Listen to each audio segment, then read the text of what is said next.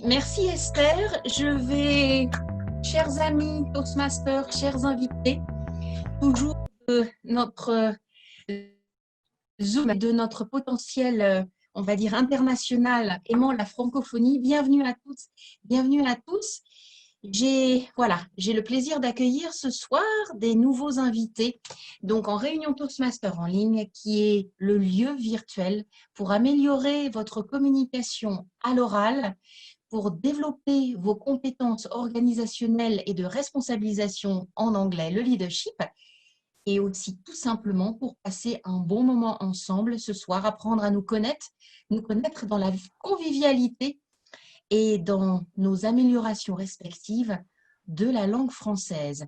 Je vais commencer aujourd'hui par l'ouverture de notre réunion numéro 126, par demander à nos invités, les gens qui nous reçoivent pour la première fois ou la deuxième fois, mais qui n'ont pas encore pris la parole, de bien vouloir se présenter, nous expliquer qui, elles ou ils sont et comment ils ont eu connaissance de notre réunion virtuelle de Toastmasters, ce qu'ils connaissent de nous. Nous aimerions vous connaître mieux. Je vais commencer par Anna. Anna, je crois que tu nous rejoins pour la première fois. Est-ce que tu peux mettre ton micro afin que nous puissions t'entendre, s'il te plaît? Bienvenue à toi.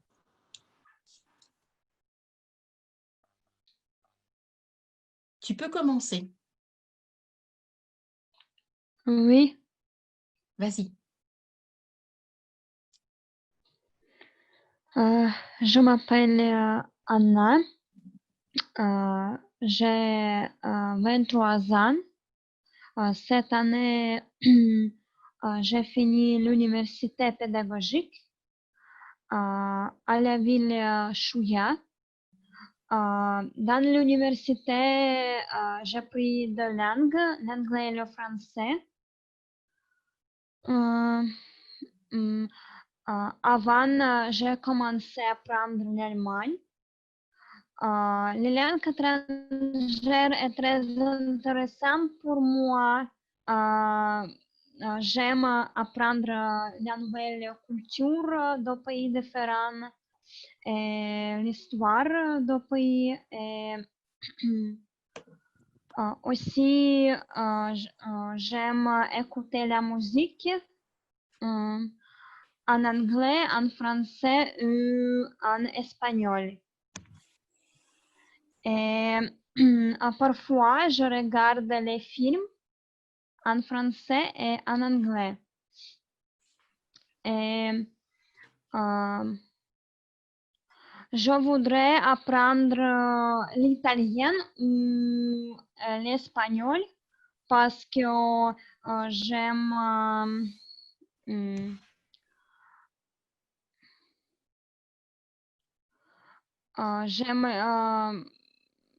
j'aime cette langue. Elles sont belles et dynamiques, musicales. Et cette langue se ressemble au français. Et après l'université, je voudrais travailler à l'école comme le professeur de l'anglais. Et quand j'étais à l'école en pratique, j'ai aimé travailler avec les enfants, communiquer avec eux. C'était intéressant et j'ai beaucoup d'impressions positives. Merci beaucoup, Anna, d'expliquer ta motivation pour les langues latines et ton attrait pour les langues latines. Cela fait plaisir à entendre. Je vais passer la parole à Maria, qui est arrivée parmi nos premières invitées. Maria, est-ce que tu peux te présenter, nous expliquer comment tu nous as connus, Toastmaster en ligne, s'il te plaît? À toi la parole. Oui, bonjour, je m'appelle Maria. J'ai trouvé le lien de notre conversation d'aujourd'hui sur le site de la bibliothèque. Je ne sais pas comment le dire en français, le nom de la bibliothèque. Francothèque. Comment? Francothèque. Ah, ok.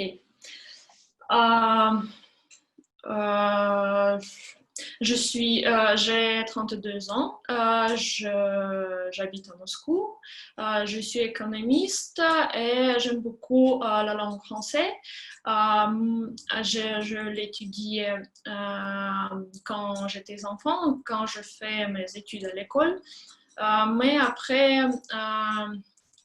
que j'ai fini à l'école, je ne le pratique pas, mais cette année, j'ai décidé de recommencer d'apprendre le français et je pense que cet événement me peut aider de pratiquer et d'améliorer mes compétences en français. Et encore, j'aime beaucoup le sport. J'aime voyager et j'aime faire des randonnées dans les montagnes. Merci beaucoup, Maria, une économiste parmi nous. Bienvenue. Nous augmentons nos compétences dans la variété de nos profils. Je vais laisser la parole à Olga. Olga, je crois que tu es une invitée. Est-ce que tu peux mettre ton micro en marche, te présenter et nous expliquer qui tu es et comment tu nous as rejoints ce soir, par quelle filière de connaissances? Bonsoir, enchantée de vous voir ici. Je ne prépare spécialement quelques mots. Je suis ici parce que je cherche votre information à vous aussi sur le site Francothèque. Pour moi, c'est très intéressant parce que j'ai amélioré mon langue pendant 4 mois déjà. Et je apprendre français pendant 12 années à l'école française. J'habite au Saint-Pétersbourg. J'ai amélioré pour voyager, mais après, je cherche que vraiment, c'est la porte dans la que je peux lire, que je peux regarder le film, que je peux parler avec les gens, comprendre l'humour, par exemple. Et pour moi, c'est une chose agréable. C'est voilà, comme ça. Merci Olga de revenir dans cet espace francophone pour améliorer ton français. Ou poursuivre l'appréhension de cette langue, tu es au bon endroit. Je vois que nous avons Alex. Alex, si tu es, je pense, une nouvelle personne, une nouvelle invitée, est-ce que tu peux te montrer à nous et ouvrir ton micro et dire quelques mots sur qui tu es et comment tu nous as connus? Ça serait très agréable de pouvoir voir un visage afin voilà, de te présenter et que nous puissions te connaître un petit peu plus. Voilà, c'est toujours en début de réunion que nous commençons ce rituel de laisser le temps aux invités de se présenter. Bon, eh bien, pour une prochaine fois, j'espère. Pavel, je sais que tu nous as déjà rejoints. Si tu souhaites te présenter ce soir, dire quelques mots, nous t'encourageons. Bon, eh bien, manifestement, pas ce soir. Lydia, c'est pareil, tu es une nouvelle invitée. Si tu souhaites prendre la parole, merci beaucoup de mettre ton micro et que nous puissions te voir aussi en vidéo. Ce serait très agréable. Les secondes sont à toi. Bon, eh bien, je vais laisser la parole alors ce soir à notre animateur, maître de cérémonie. J'ai dit Alexandre Legrand. À toi, Alexandre. Merci beaucoup, Madame la Présidente. Sophie, chère Sophie, mes amis, salut. Aujourd'hui, je serai votre animateur de la réunion autour du mot le Club de l'art trottoir en français à Moscou. Et comme d'habitude, je vous en prie, à toutes les personnes nouvelles, vous pouvez voir le lien dans notre chat, sur notre chat. Vous pouvez compléter ce lien pour que nous puissions vous contacter et vous seriez au courant de nos réunions et toute l'information au sujet de nos réunions dans tous les réseaux sociaux seront possibles de voir pour vous. Et je vous en prie de faire ça. C'est Olga, Anna, Maria et aussi les personnes nouvelles qui n'ont pas allumé le micro et les caméras, mais soyez bienvenus et complétez s'il vous plaît cette fois.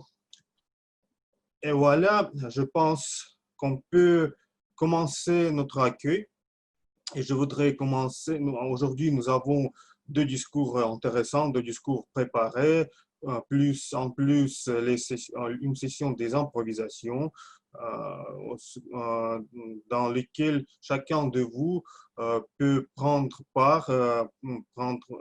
parole, parler dans notre auditoire, devant notre auditoire virtuel. Ce sera aussi très intéressant pour les personnes nouvelles, mais c'est la deuxième moitié de la réunion.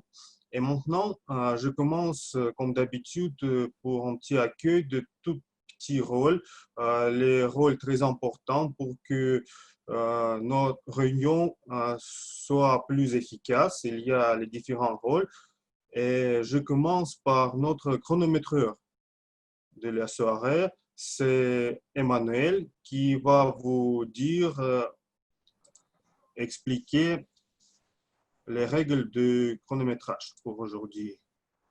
Emmanuel, à toi la parole. Ok, bonsoir à tous. Aujourd'hui, je suis donc le chronométreur et mon rôle est de surveiller le temps que chacun va prendre pour faire son discours. Donc, pourquoi est-ce que cela est important?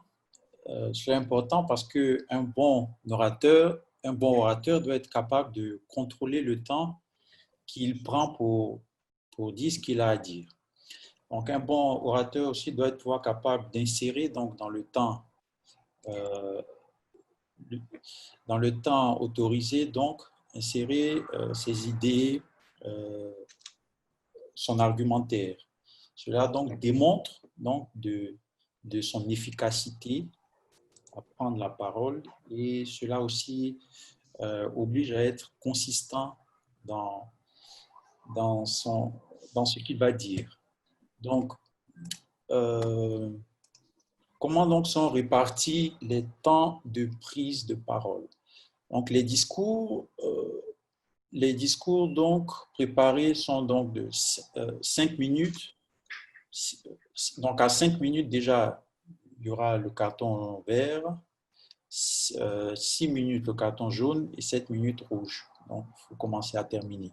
Les improvisations, c'est 1 minute, 1 minute 30, 2 minutes. Et voilà, donc et de façon correspondante, vert, jaune, rouge. Et les évaluations, c'est 1 minute 30, 2 minutes 30 et 3 minutes.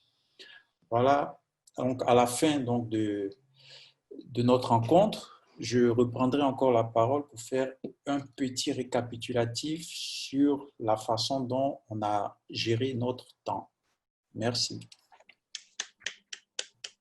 Merci beaucoup, Emmanuel, pour ton rapport, pour les explications courtes et compréhensibles. Et maintenant, je donne la parole à notre compteur d'hésitation et des gaffes. Aujourd'hui, c'est Natalia. Elle va vous expliquer les règles. Natalia, à toi la parole. Merci Alexandre, merci de me donner la parole.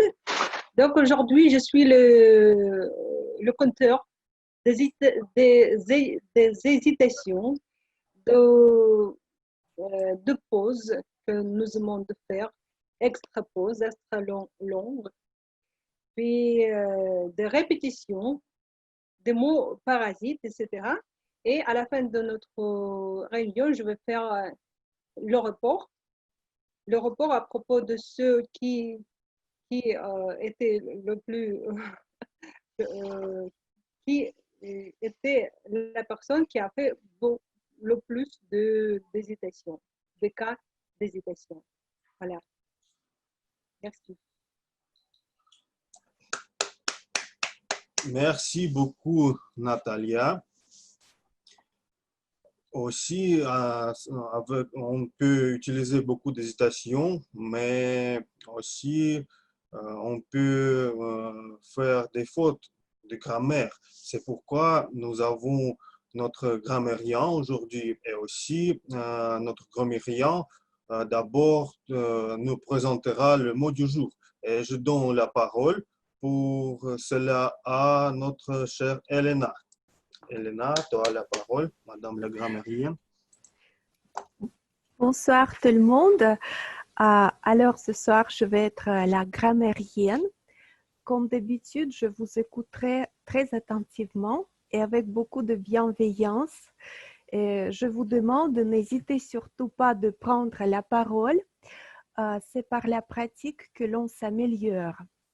Je saisis aussi cette occasion pour vous souhaiter une très bonne soirée et qu'elle soit enrichissante à tout point de vue. Et maintenant, une petite seconde, je dois partager mon écran. Petite minute. Le voilà. Non, ça ne marche pas. Est-ce que vous pouvez voir mon image? Oui, Oui, ça se voit. D'accord. Aujourd'hui, je vais vous proposer une expression qui me semble assez drôle. Mais d'abord, j'ai une question à vous poser. Est-ce que vous connaissez cette plante? D'après ce que je sais, elle n'est pas très présente en Russie. C'est un artichaut, une plante potagère cultivée un peu partout en France pour ses capitules comestibles. Comestibles, c'est-à-dire mangeables. Oups, ça ne fonctionne pas comme ça. Voilà, ça se voit maintenant. Vous pouvez voir sur cette photo les fleurs d'artichaut dans un jardin. Et ce truc-là, par exemple, si vous l'achetiez au marché en France, ça s'appelle une tête d'artichaut. J'ai eu l'occasion d'en manger une fois pendant mon voyage en Belgique. Pour ma part, c'était exotique, mais plutôt bien. J'ai beaucoup aimé la manière de le manger. On retire très doucement les feuilles, une par une. On les trempe dans de la sauce vinaigrette et on en mange juste le bout. D'abord, on les fait cuire.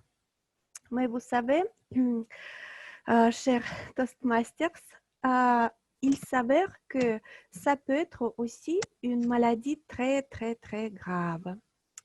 Voilà. Sur cette image, vous pouvez voir un pauvre monsieur qui est atteint de cette maladie. Il a un cœur d'artichaut, un diagnostic pénible. D'ailleurs, chères mesdames, soyez prudentes, ça peut aussi tomber sur une femme.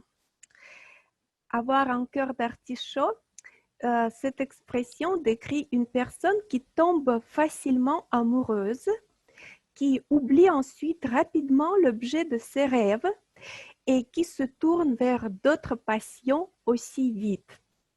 Voilà, on a fait connaissance avec ce beau légume et j'espère que vous ne serez pas contaminés. N'hésitez pas à réutiliser cette expression ou juste ce mot pendant notre soirée. À vous la parole.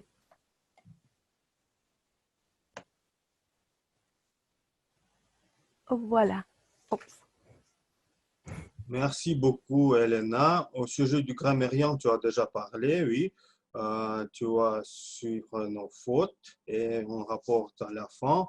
Alors, mes amis, tout est prêt pour commencer, mais avant de commencer la session des discours préparés, j'ai une annonce très grave, très intéressante, d'abord pour les Toastmasters, mais ce soit très utile aussi pour les invités, pour les personnes nouvelles. J'ai envoyé une autre lien sur notre chat. C'est l'inscription, enregistrement pour notre convention mondiale de Toastmaster. Ce commencera le 24 août, ce sera 6 jours, mais on peut s'inscrire déjà. Ce sera la première convention virtuelle dans le monde première. Ce sera le championnat du monde de parler en public. Et c'est très intéressant à regarder. Cette convention a dû être en France cette année, mais à cause du coronavirus, ce sera virtuel. Mais pour être là, il faut payer, par exemple, minimum 200 € seulement pour les billets, pour attendre l'événement offline. Mais online, c'est gratuit et vous pouvez regarder les meilleurs orateurs du monde. Ce sera deux semi-finales et le final au samedi 29 août. Mais aussi, il y aura beaucoup d'intéressants événements au sujet de leadership, et aussi beaucoup d'ateliers intéressants de Toastmasters, les meilleurs Toastmasters du monde. Et cet événement a dû être visité par toutes les Toastmasters, mais pour les personnes nouvelles, c'est une opportunité réelle de se familiariser à notre société Toastmaster. Et je vous en prie d'enregistrer et peut-être trouver quelques heures pendant le mois août pour voir. C'est un événement plus général parmi tous les événements Toastmaster à notre planète. Et mes amis, je vous en prie, ce sera très intéressant. Et maintenant, tout est prêt. Nous commençons notre session de discours préparés. Le premier discours, c'est notre cher Alexandra Sarsatskir qui va parler au sujet de mentorat. C'est le projet numéro 3 de niveau 2, Pathways. Introduction au mentorat. Elle doit présenter un discours de 5 à 7 minutes portant sur une époque où Sacha a été en protégé. Et il doit exposer l'impact qu'elle fait d'avoir un mentor et l'importance que cela revêt. Et le titre du discours de Sacha, c'est le mentorat comme des sources de développement personnel. Alors, Sacha, tu as la parole. Bonne chance. Vos applaudissements. Merci Sacha. Est-ce que vous me entendez bien? Oui. D'accord. Bonsoir à tout le monde. Je commence mon discours. La vie est devenue très intensive aujourd'hui, n'est-ce pas? Et nous essayons d'accomplir beaucoup de choses pendant la journée. Nous essayons de se donner 100% dans tous les domaines de notre vie et tout est important. Donc, la famille, le travail, la vie privée et la santé. Je suis en salle de danse, donc la santé est très important. Et voilà, c'est pourquoi lorsque nous avons si peu de temps, il est tellement important d'avoir quelqu'un qui peut nous aider d'atteindre nos objectifs spécifiques. Et cette personne qui sait ce que vous voulez réaliser s'appelle votre mentor. Et donc, votre mentor est une personne qui est déjà là où vous voulez arriver. Il a commis de nombreuses erreurs et peut vous aider à atteindre vos objectifs le plus tôt possible et sans des erreurs. Donc, excusez-moi, c'est vraiment difficile de parler d'un mentor. Et cette personne qui veut vous aider volontairement, c'est une condition très importante. Donc, par conséquent, pour moi, un bon mentor, c'est quelqu'un qui s'intéresse pas matériellement à vous aider et libérer le potentiel d'une autre personne. Donc, quant à moi, personnellement, j'étais dans les situations où j'étais un mentor et aussi j'étais un protégé. En ce qui concerne de mes mentors personnels, dans la majorité des cas, ils sont mes livres, mes chaînes YouTube et des observations d'autres personnes. Oui, peut-être à cause de ma nature perverse, je n'ai pas su trouver le mentor personnel pour mes objectifs personnels. Mais j'ai une super capacité. Je peux apprendre, apprendre et intégrer toutes les informations que je trouve utiles.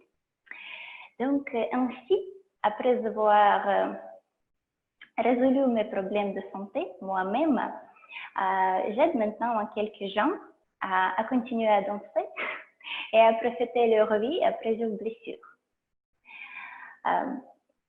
Mais quant à ma vie plus professionnelle, j'étais heureuse et bénie peut-être devoir être dirigée par mon principal, et c'est une femme anglaise. Pendant 3 années, elle était mon patron et pour quelques raisons inconnues, elle a exprimé elle-même le désir de devenir mon mentor. Donc, pendant ces 3 années, elle m'a aidé à accélérer dans ma carrière. Elle m'a montré et donné des conseils comment je pouvais devenir plus efficace et plus nécessaire pour la société où on travaille. Aussi, il m'a aidé de me comporter mieux pendant des réunions importantes pour que je pourrais forger le renom. Et un aspect le plus important de son mentorat était son exemple personnel.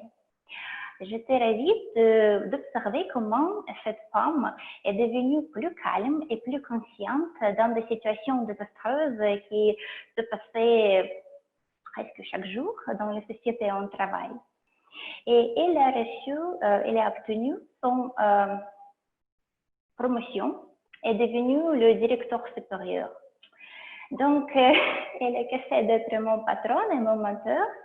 Et j'en ai besoin d'une personne nouvelle intéressée. Et voilà, c'est mon expérience.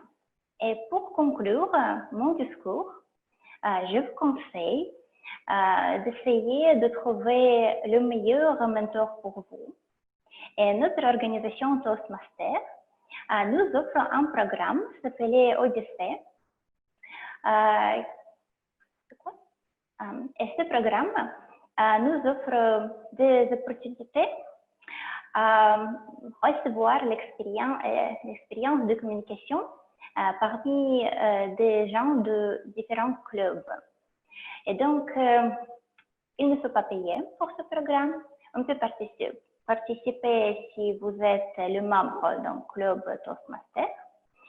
Mais malheureusement, ce programme n'existe pas encore en français, donc il faut parler anglais. Et donc, je vous souhaite à postuler à l'avance, par exemple avant le 17e août, et profitez de votre 3 semaines de mentorat. Merci.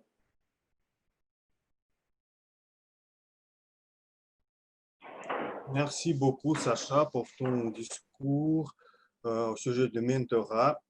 C'est très important d'avoir un mentor dans sa vie. Et aussi, ce système est très souvent, nous pouvons voir chez nous Toastmaster. Et en plus, maintenant, nous préparons l'Institut de mentors chez nous, dans le club autour du mot unique système, parce que j'ai parlé avec notre mentor qui va organiser ça, mentor principal, soit différent de classique système, ce soit plus profond. Et les détails, vous pouvez attendre lors de notre réunion porte ouverte qui aura lieu 21 août. Ce sera très intéressant, mes amis. Et l'information au sujet de notre réunion porte ouverte avec les détails de mentorat, nouvelle mentorat dans notre club, soit publié à le site de Francotech. Alors, merci beaucoup Sacha pour ouvrir les portes à notre mentorat. Aujourd'hui et maintenant, c'est le temps pour le deuxième discours que notre chère Esther, le président du club en Budapest, club Toastmaster en Budapest, a préparé. Et l'objectif du discours d'Esther, c'est le projet de troisième niveau de Pathways. Projet numéro 1, il faut établir un lien en racontant une histoire. L'objectif de ce projet entraîner à utiliser une histoire dans un discours ou de prononcer un discours qui soit une histoire. Et le titre du discours d'Esther, pourquoi jeu de sécurité et pas d'aventure réelle? Alors Esther, à toi la parole, s'il te plaît. Oui, je suis là. Merci Alexandre. Je ne fais pas d'habitude des promesses de nouvel an et je ne l'ai pas fait non plus au début de cette année. J'ai posté juste un seul dicton sur ma page Facebook et c'était le suivant. Ta vie commence à la frontière de ta zone de confort. J'étais curieuse de voir jusqu'où ça va me mener. Aujourd'hui, je vais partager avec vous comment je suis devenue journaliste de radio. Une chose à quoi je ne me suis pas attendue, pourtant inconsciemment, j'ai fait tous les pas nécessaires pour m'y préparer. Par exemple, je suis dans le programme Toastmaster qui aide beaucoup. Être éditeur de radio, ce n'est pas une chose de femme comme je viens de l'apprendre. Pourtant, j'ai une amie qui travaillait pour Civil Radio, qui est une radio de communauté à Budapest. Je l'ai toujours admirée et regardée avec respect pour le fait qu'elle est journaliste et qu'elle connaissait tout le monde. Au moins, j'avais l'impression qu'elle avait les liens avec tout le monde. Quand elle m'a demandé au printemps si je voulais participer dans son projet de lancer une nouvelle radio Internet, et ma réponse était immédiate. Mais oui, bien sûr, je ne veux pas rater cette occasion. Même si je n'y croyais pas trop. Il faut dire qu'elle n'est pas une génie organisatrice et elle a toujours beaucoup d'idées et des promesses qu'elle ne réalise pas toujours si vite qu'elle le promet. J'étais un peu sceptique, mais je ne voulais pas rater cette occasion de devenir journaliste radio. Pourquoi c'était un amour immédiat malgré toutes les difficultés au début pour moi? Je voudrais vous partager les 3 raisons principales. La première, parce que je veux bien parler aux gens. Je veux bien les informer sur les choses intéressantes et importantes. Deuxièmement, parce que je suis passionnée par mon sujet. J'ai baptisé mon programme qui parle des affaires européennes et des sujets liés à l'Union européenne, Euphoria. Et en français, on dirait peut-être Euphoria, c'était mieux prononcé comme ça. mais ça montre bien que le sujet est bien proche de mon cœur.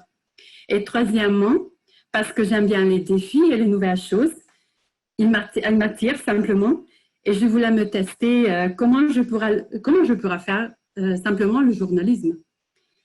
Mais tous les coins ont deux côtés, comme on dit en Hongrie, et je pense que ce dicton existe dans tous les pays. Donc, il y a aussi des inconvénients d'être journaliste de radio. Premièrement, il n'y a pas d'heure de travail précise. Plus précisément, il n'y a pas de limite. On peut travailler jusqu'à ce qu'on est prêt. Et j'avais vraiment des expériences au début que j'ai resté la nuit travaillant, surtout le jour avant mon programme. Mon record personnel, c'était d'aller dormir à 4h30 du matin avant que c'était le moment où j'ai terminé mon programme pour le lendemain. Donc, je n'ai pas beaucoup dormi cette nuit. Deuxièmement, il y a un côté psychologique aussi. Même si la plupart des gens sont gentils et répondent et aiment bien faire les entretiens, il y a des cas, il y a des déceptions évidemment. Quand quelqu'un refuse, on ne donne même pas une réponse quand je demande de faire un entretien avec. Il faut apprendre de ne le prendre pas trop mal, ne le prendre personnellement. Et troisièmement, faire la radio, c'est aussi beaucoup de stress, mais aussi d'adrénaline. Je pourrais le comparer avec le parachuting d'Alexandre qu'il fait. Quand je fais un entretien, c'est très intéressant. Une fois, tu commences ton enregistrement, il n'y a pas de recul, c'est démarré. C'est un peu comme quand tu sautes de l'avion, il n'y a pas de marche en arrière, tu ne peux pas retourner. C'est juste ce que je sens au début de mon entretien, quand je démarre, il faut aller en avant. Donc, il n'y a pas de recul, mais c'est bien parce que ce n'est pas seulement du stress, mais ça donne d'adrénaline aussi. Et c'est encore mieux quand on atterrit, quand on termine l'entretien bien. Mais en concluant un peu, en ajoutant à tout cela, j'ai l'impression qu'il y a une vraie demande pour un journalisme équilibré de nos jours en Hongrie. Comme je viens de vous dire au début de la session, on a des problèmes avec la liberté de médias et je pense que la diversité des médias enrichit vraiment la vie politique d'un pays. Et c'est pour ça une simple Internet radio a vraiment la chance parce que je peux faire des entretiens avec des gens importants. Même, bon, non seulement des experts, mais même des politiciens, parce qu'ils n'ont pas beaucoup d'endroits, beaucoup d'autres possibilités de faire des entretiens, parce que le média public, simplement, ne les invite pas. Donc, il y a vraiment une chance. Je pense qu'il y a une niche pour cette radio, pour faire des programmes online et utiliser aussi les médias, les médias sociaux. Il faut avouer que je ne sais pas si ça va être ma profession finale.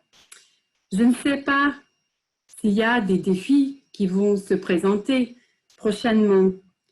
Je peux juste vous dire que pour l'instant, je me réjouis, je suis bien heureuse de le faire et j'ai beaucoup à part le stress que j'ai beaucoup de plaisir aussi de parler avec les gens sur les sujets intéressants. On peut vivre une vie confortable et sécure.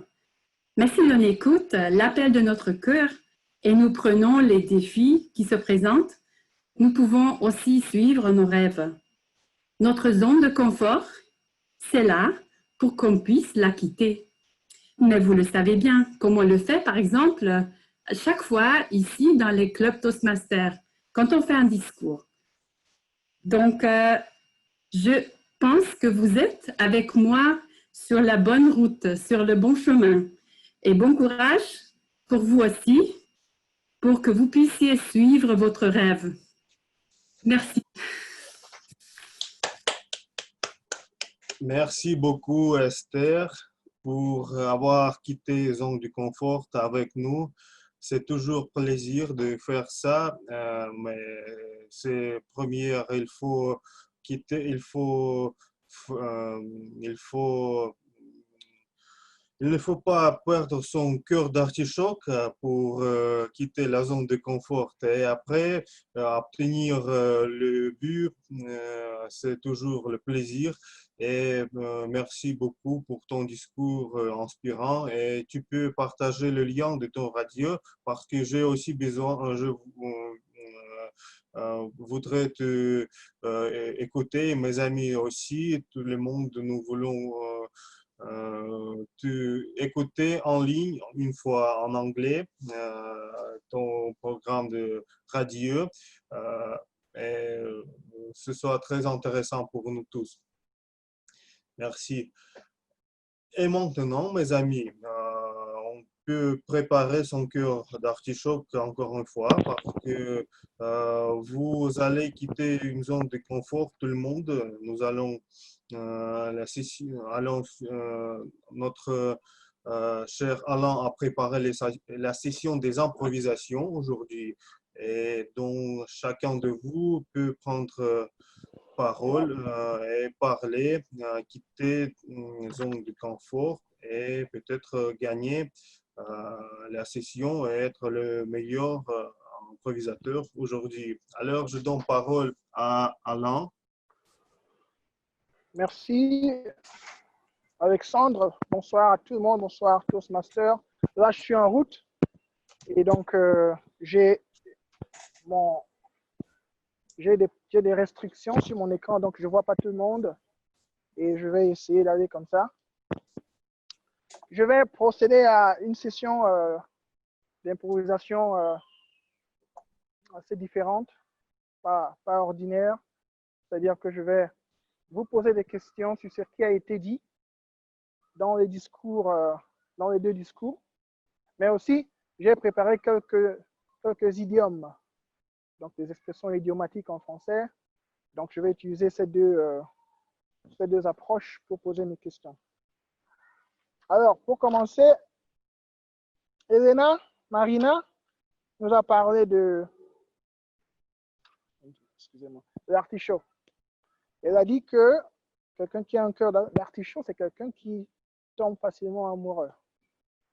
Alors, je commence par là, un idiome en français qui dit avoir le coup de foudre.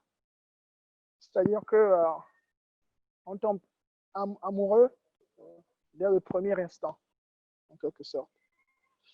Et la question c'est, comme je ne vois pas tout le monde, j'ai écrit les noms des participants sur ma feuille. Question pour Lydia Mercado. Qu'est-ce que tu penses du coup de foudre? Lydia, tu es là? Salut, oui, je suis ici. Je pense que ça veut dire de l'accident, quelque chose inattendu, quand tu n'attends pas et tu ne sais pas quoi peut être avec toi après. Ça veut dire être amoureux, si je ne me suis pas trompée. Oui, je pense que ça veut dire qu'on tombe amoureux rapidement dès la première seconde. Oui. D'accord. Alors, tu penses que ça arrive? Ça n'arrive pas dans la vie? Bien sûr, ça dépend de l'âge. De de l'expérience, bien sûr. Avec plus de l'expérience, non. Maintenant, je peux penser. Merci. Merci, Lydia. Alors, deuxième question. C'est un idiome, pardon. Ne pas se sentir dans son assiette. Ça signifie qu'on ne se sent pas à l'aise, on est un peu gêné, on ne se sent pas au confort. Question pour Sophie, Madame la Présidente. Parle-nous d'une situation où tu ne t'es pas senti dans ton assiette. Merci Alan, merci d'inviter notre invités qui n'avaient pas encore eu l'occasion de prendre la parole parmi nous ce soir. Eh bien, très simplement, Alan, ce matin, je n'étais pas du tout bien dans mon assiette. Alors peut-être que je manque un peu de manger des artichauts en ce moment parce que c'est mon légume favori. Et c'est un légume qui, quand tu le dégustes, te fait apprendre la patience. Tout doucement, tu le dégustes feuille après feuille. Donc peut-être que je n'en ai pas encore assez mangé ou suffisamment mangé ces derniers temps et qu'il faudrait que je retrouve cette patience pour déguster un aliment. Ceci étant, ce matin, j'ai été mise au pied du mur. Nous sommes aujourd'hui le dernier jour du mois de juillet, demain 1er août, samedi 1er août, donc à la mi-été. Et je dois, en tant que Toastmaster qui a accepté certaines tâches, certaines responsabilités, de mettre sur pied un calendrier informant tous les Toastmasters et tous les invités ou les gens intéressés par Toastmaster à venir rejoindre un des clubs régulièrement, parce que tous les jours du calendrier du mois d'août, il y aura des réunions, même les week-ends, même les samedis, même les dimanches. Les samedis, c'est pour Saint-Pétersbourg et les dimanches, c'est pour le club Viva en espagnol. Et je dois avouer que j'ai estimé que la tâche serait facile, rapide, et bien pas du tout. Ce matin, je n'étais pas dans mon assiette parce que la tâche m'a demandé plusieurs heures.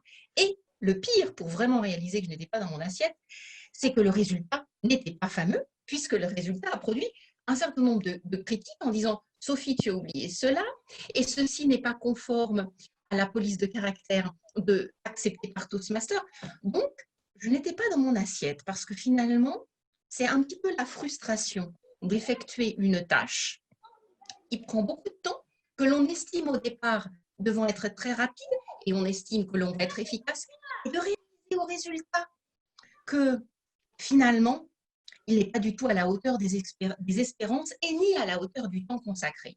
Donc, je n'étais pas dans mon assiette. Et ce sont des moments très importants, ces moments où je ne me sens pas dans mon assiette, où nous ne nous sentons pas dans nos assiettes, parce qu'effectivement, nous sortons de notre zone de confort et nous apprenons le pourquoi, le comment la prochaine fois, à éviter cela et à récupérer des outils pour être plus performant et se sentir mieux dans son assiette. Merci Alan.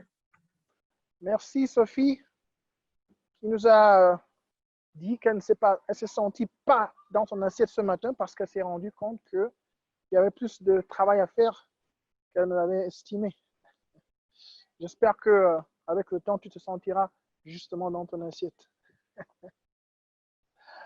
Alors, Alexandra Sarsaskich a dit elle a parlé de mentors. Elle a dit qu'elle n'avait pas pu trouver de mentors, de personnes comme mentors. Donc, elle utilise des livres et d'autres ressources comme mentors. La question que je voudrais poser à Anna Anferova. Anna Anferova, on peut la voir en vidéo. Oui. Oui, Anna. Alors, si on compare d'un côté les mentors dont des personnes, des êtres humains, et des mentors des livres, des vidéos, donc qui ne sont pas des ressources en fait, comparer des mentors humains avec des ressources. Qu'est-ce que tu penses? Comment tu peux comparer ça?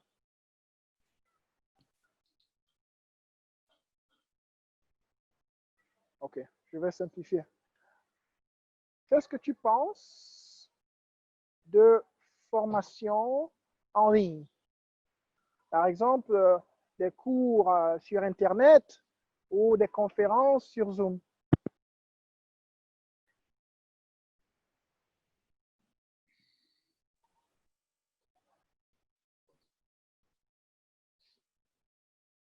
Tu m'entends, Anna? Oui, mais je ne comprends pas. D'accord. Qu'est-ce que tu penses des réunions sur Zoom? Des réunions en ligne sur Zoom. Ah, j'ai compris. Je trouve la réunion en Zoom intéressante pour moi Oui. Je crois que le Zoom est une plateforme confortable. Il y a beaucoup de choses utilisées et on peut parler avec beaucoup de gens et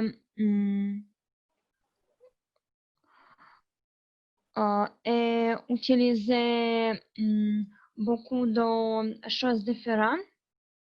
Par exemple,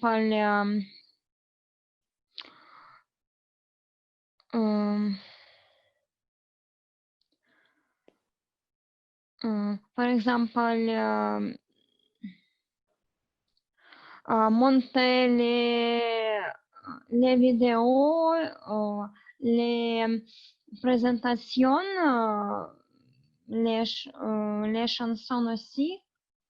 Oui. Et, D'accord.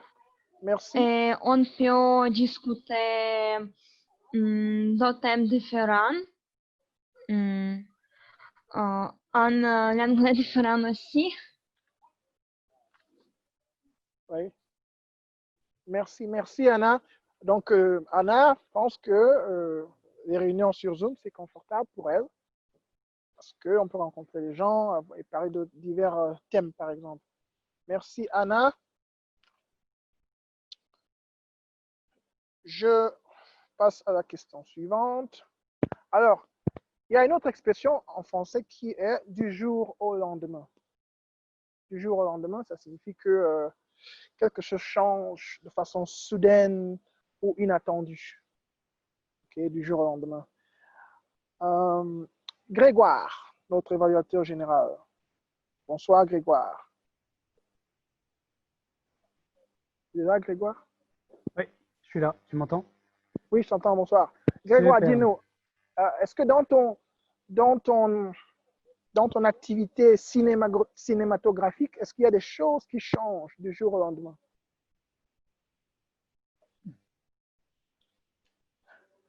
Alors, on est dans un monde très changeant aujourd'hui. Il y a des choses qui se passent aujourd'hui que demain c'est une nouvelle journée. Il y a d'autres choses qui se passent. Alors effectivement, alors du jour au lendemain, dans mon activité, il y a des choses, c'est tout un monde parce qu'on peut faire des rêves la nuit et en fait, ça permet de rafraîchir un petit peu ce qu'on pensait la veille. Et il y a des choses qui fait qu'on peut changer d'opinion parfois. Ouais. Et comme ça du jour au lendemain, et ça permet de prendre une nouvelle orientation, une nouvelle direction dans sa vie. Et moi, ça m'est arrivé donc de temps en temps de changer comme ça radicalement d'opinion parce que on a pris le temps d'y réfléchir, on a pris le temps de mettre un peu d'intelligence dedans. Et ça nous a permis de voir autre chose que notre prisme de lecture actuel. Voilà. Voilà, Alan. Merci Grégoire. Cinématographe. Donc, il y a beaucoup de choses qui changent dans l'industrie cinématographique, les opinions qui changent aussi.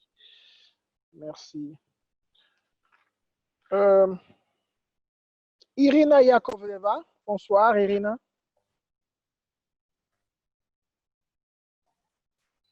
Bonsoir, Alain. Alors, Irina, bonsoir. Alexandra nous a dit, Sarsaskir, que elle a parlé de mentor qui est patron. Qu'est-ce que tu penses d'avoir un mentor qui est en même temps ton patron au travail? Qu'est-ce que tu penses de cette situation? Pour moi, cette situation est l'une des plus parfaites parce que nous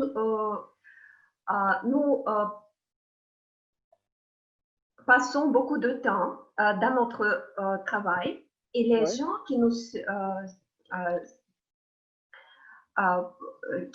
sont autour de nous sont des exemples vifs pour poursuivre. Et pour ça, je pense que c'est très facile de suivre des devoirs. Chaque jour, chaque moment, nos patrons leur comportement, leur style de leadership, de communication avec les autres. Ouais. Et dans cette manière, nous acquérir des qualités nécessaires pour nous devenir nous-mêmes les leaders et les orateurs ou quelque chose que nous voudrions obtenir. C'est pourquoi, pour moi, c'est une chose très favorable. Merci pour la question. Merci, Irina. Donc, Irina pense que c'est en gros la situation idéale d'avoir un mentor qui est son patron. Intéressant. Je vais appeler Elena Marina. Alors, il y a une expression en français qui est appeler un chat un chat. C'est-à-dire dire la vérité, parler de façon directe. Qu'est-ce que tu penses? Est-ce que c'est toujours possible d'appeler Alain, un chat un chat? est-ce que tu pourrais répéter ton expression? Oui, bien sûr. J'ai mal entendu. Appeler un chat un chat. Ah, ok. Voilà. J'ai compris. Est-ce que c'est possible de faire toujours ça? D'être toujours direct, dire toujours la vérité? C'est une très bonne question. Et en fait, je me posais cette question quelquefois dans la vie parce que de la nature, je préfère d'être plutôt directe et de nommer les choses par leur propre nom. Oui. Ça me simplifie la vie et je me sens très bien. Mais j'ai vite aperçu que ça ne fonctionne pas et que les gens sont, c'est normal, mais les gens qui nous entourent sont les êtres émotifs et ils réagissent plus souvent. Pour eux, je veux dire que parfois les émotions vaut plus que le sens. La forme prévaut sur le sens, je dirais comme ça. Voilà. Et, c'est-à-dire qu'il faut toujours bien gérer la forme. Et je pense que j'ai appris plus ou moins cela, c'est-à-dire que ça dépend des relations. Si ce sont les relations professionnelles, ça reste toujours mieux pour moi d'être directe, concrète, mais si ça dépend des relations amicales ou amicales, ça c'est il faut bien respecter les sentiments des personnes qui nous entourent. Voilà, merci beaucoup pour cette question. Merci, Elena, ta réponse. Donc, Elena pense qu'en gros, en général, l'émotion l'emporte sur la logique. Je veux dire. Question suivante. Emmanuel, j'ai combien de temps qui me reste? Chronométreur. Nous avons le temps pour 2 improvisations, je pense. D'accord, merci, Sacha. Donc, Emmanuel, j'allais lui poser une question. Apparemment, il n'est pas là, donc je vais le sauter. Il est là, il est là. Ouais, mais ok, d'accord. Alors, Emmanuel,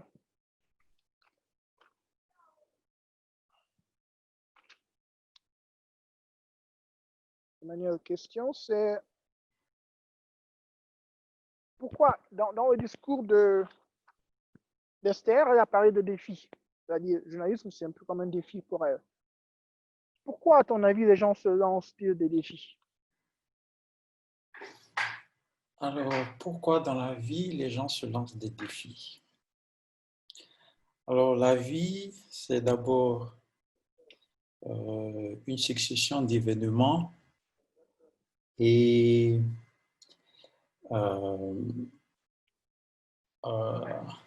dans ces événements-là, on essaie très souvent d'atteindre certains objectifs. Et pour atteindre ces objectifs-là, il faut très souvent passer par des étapes. Et Ces étapes-là sont,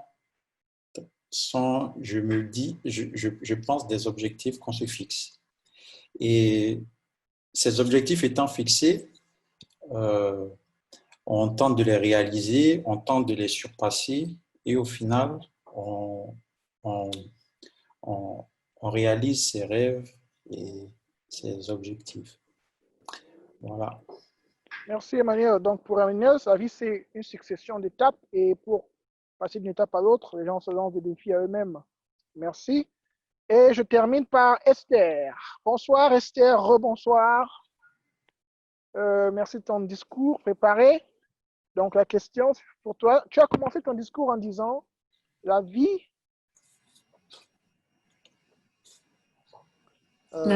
commence à la limite de la zone de confort. C'est comme ça que tu as commencé ton discours. Explique-nous ça. Qu'est-ce que ça veut dire? OK.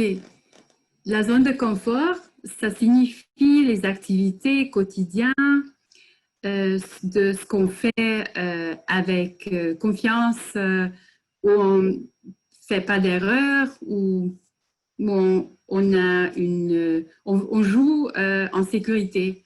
Ouais. Quand on quitte la zone de confort, ça signifie quelque chose de nouvel qu'on fait, qu'on essaye, ce qu'on n'a jamais fait avant, et puis qui peut nous apporter de nouvelles expériences et peut-être qui peut nous aider à nous développer et à voir ou à expérimenter avec nous-mêmes et de se développer davantage et peut-être découvrir les nouveautés, les nouvelles côtés de soi-même.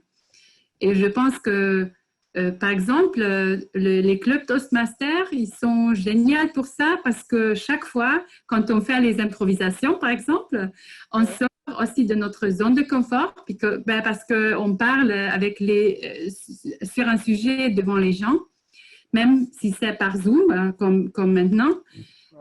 Et puis, ça nous renforce, ça nous donne de courage de le faire aussi dans notre vie privée ou, disons, professionnelle. Et puis, ça nous donne plus de confiance. Et le plus on sort de notre zone de confort, le plus facile ça va devenir aussi. Donc, c'est pourquoi c'est bien de voir les gens qui sont déjà maîtres ou professionnels de Toastmasters. Tu vois qu'ils ont beaucoup de succès dans leur vie professionnelle. Donc, je pense que les clubs Toastmasters, ils sont un très bon mentor pour nous de sortir de notre zone de confort. Merci. Merci à toi, Esther. Donc, pour Esther, la vie commence quand on va explorer des zones inconnues, des horizons lointains hors de la zone de confort. Avec ça, je termine la session d'improvisation et je retourne la parole à Alexandre Legrand. Merci. Merci beaucoup, Alain.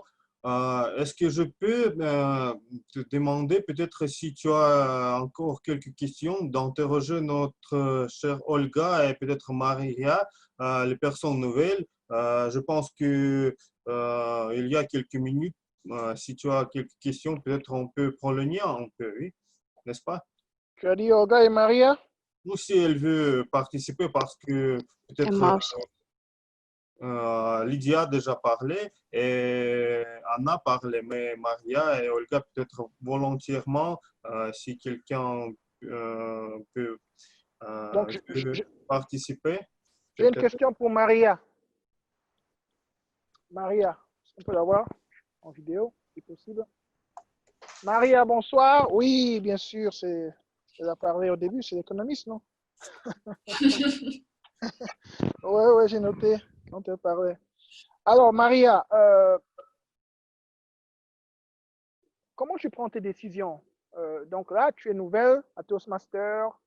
Donc, à un moment donné, il va falloir décider peut-être de devenir membre ou pas, ou n'importe quelle décision dans ta vie. Comment tu prends tes décisions? Qu'est-ce qui influence ta prise de décision? Quel facteur? J'ai pas compris. Ok. Euh,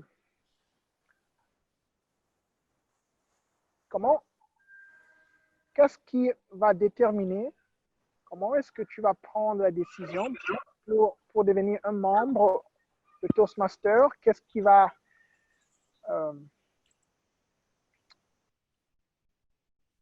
comment tu vas décider ça? Est-ce que tu penses devenir un membre à Toastmaster? Je ne sais pas qu'est-ce que c'est. D'accord, d'accord. Comment tu as obtenu l'information à propos de Toastmaster? J'ai vu le lien sur le site de la bibliothèque Oui. et cette année, j'ai décidé d'améliorer mon niveau de français et je pense que je dois parler plus pour améliorer. C'est pourquoi j'ai décidé d'aller ici pour parler, pour écouter les autres gens qui parlent français. Oui. Et où est-ce que tu utilises le français? Est-ce que c'est au travail? Est-ce que c'est dans la famille? Quelles sont les situations où tu utilises le français?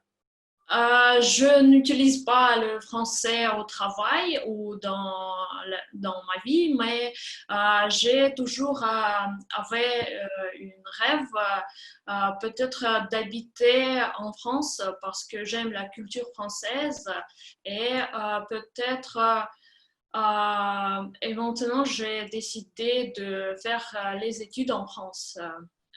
C'est pourquoi j'ai besoin d'apprendre le français. D'accord.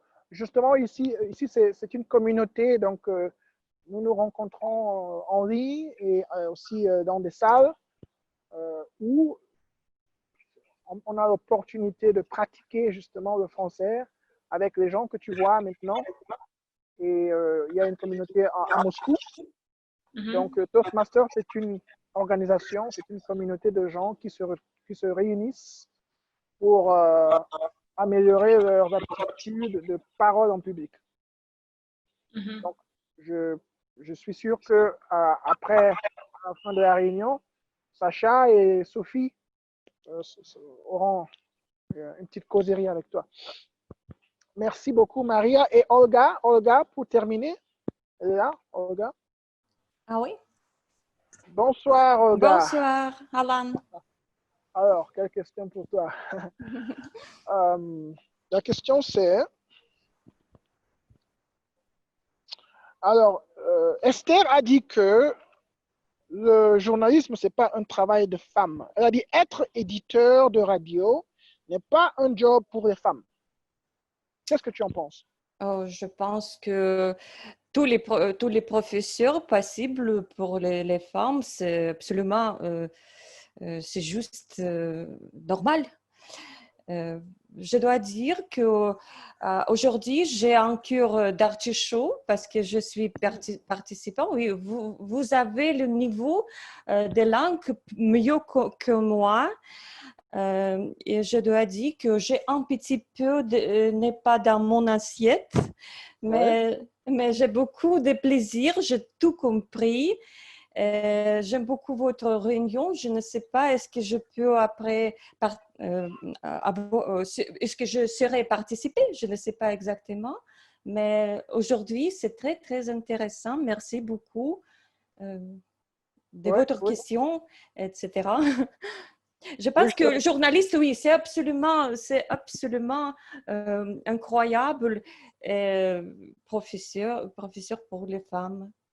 C'est pas quelque chose de lourd, c'est pas quelque chose de dur, c'est pas quelque chose d'agréable. Merci, Olga. Donc, c'est une profession pour les femmes. Donc, je réponds à ta question.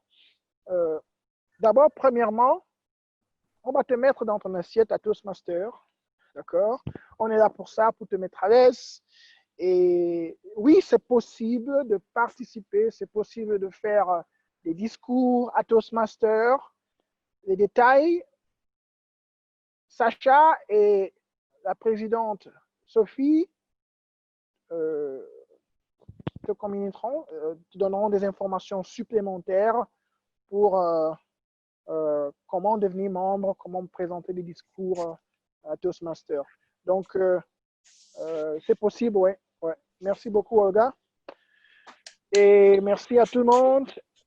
Sacha, je te retourne. Merci beaucoup, Alain, pour collaboration et compréhension.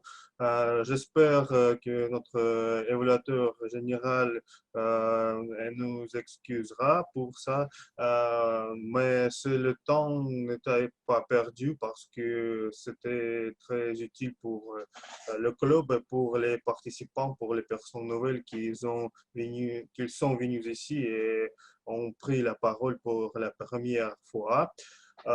Merci beaucoup, Alain, pour session très intéressante, très structurée. On a interrogé 10 personnes, c'est très bien. Et je vais vous rappeler la liste des participants parce qu'il faut voter pour le meilleur improvisateur. C'était Lydia, après Sophie, puis Anna, puis Grégoire, puis Irina, puis Elena, puis Emmanuel, puis Esther, puis Maria et finalement Olga. Car Alain n'est pas en ligne, il est dans la rue. Je pense que vous pouvez envoyer un message privé à moi directement et je vais compter qui est le meilleur et Madame la Présidente va annoncer à la fin de la réunion le nom des gagnants. Vous pouvez envoyer sur le chat à moi personnellement le nom des gagnants à votre avis. Merci beaucoup, Alain. Et maintenant, je donne la parole à avant de donner la parole à notre évaluateur général, Grégoire, je voudrais vous prévenir que Sacha est avec nous, mais il conduit la voiture parce qu'il a dansé toute la journée à la salle de danse. Maintenant, il a conduit la voiture pour aller à la maison. Il écoute bien, mais il ne peut pas allumer. Oui, je suis ici, oui. J'écoute intuitivement. Merci, Sacha. Alors, tout est prêt. Je donne la parole à notre ami Grégoire, le membre très actif du club Toastmaster Lille de France, la ville Lille. Et maintenant, il va partager son expérience et va nous gérer un peu et donner en rétroaction à la réunion. Grégoire, à toi la parole. Merci Alexandre. Donc, j'ai noté pas mal de choses sur cette réunion Toastmasters. Donc, elle est bien évidemment pas finie, mais j'en ai noté quand même pas mal. Donc, je vais d'abord commencer par évaluer la session des improvisations, puisqu'en fait, c'est tout frais dans notre mémoire. On passera au discours ensuite. Et donc, pour des improvisations, il y en a eu pas mal, hein, parce que 10 improvisations sur une session, je trouve ça énorme. Alors, j'ai commencé par donc le premier improvisateur, il s'agissait de Lydia Mercado. Alors, Alan, dans sa bienveillance, a réexpliqué le sujet. Alors, donc, j'ai senti effectivement une aisance pas très importante. Alors, je pense que ça peut être travaillé parce qu'en fait, d'être devant la caméra, c'est pas forcément évident à tout le monde. Donc, je pense que Lydia, si tu as du temps, eh bien, c'est de t'entraîner avec ta famille et de parler, donc, par exemple, à distance avec une caméra pour essayer d'avoir un petit peu plus d'aisance. Pour Sophie, donc le deuxième improvisateur, donc le sujet était OK, donc ne pas se sentir dans son assiette, eh bien tu as bien évoqué une situation de la vie quotidienne, tu as choisi le matin et tu nous as montré pourquoi, donc bravo pour ton improvisation. Pour le troisième, il s'agissait d'Anna avec les formations en ligne, donc grâce à Alan, j'ai pu avoir aussi la réexplication que je n'avais pas forcément entendue la première fois.